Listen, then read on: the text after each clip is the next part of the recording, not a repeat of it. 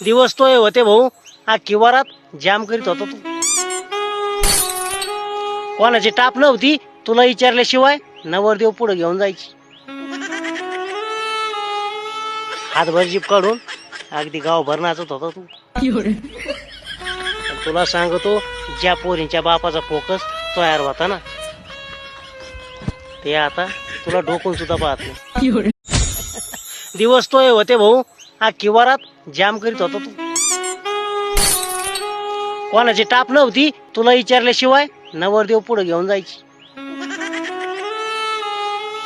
हातभर jeep काढून अगदी गावभर नाचत होता तू. तुला सांगतो, ज्या पोरींच्या बापाचा फोकस तयार होता ना, ते आता तुला ढोकून सुद्धा पाहत नाही. मित्रांनो, बायकोला गोव्याला घेऊन जा, नाही तर चंद्रावर घेऊन जा, ती तिथं पण भांडणं करणारच.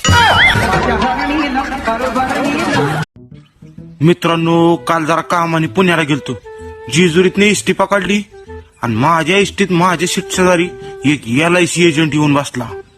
अहो, पुण्यापर्यंत आम्ही सोबतच असतो. जास्त पर्यंत त्याने मला पटवून दिलं की जगण्यापेक्षा मरण्याचा किती फायदा आहे.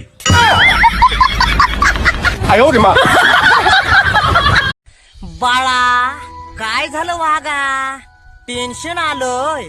लग्नाचं वय झालं तरी बी कोणी पोरगी देत नाही का मा तुला? कसं कोण पोरगी देईन बाळा? त्याच्यासाठी काहीतरी कामधंदा करावा लागते बाळा.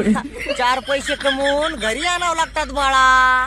असं गावभर मोकार फिरल्यानं आणि मोबाईल बघल्यानं चालत नाही बाळा.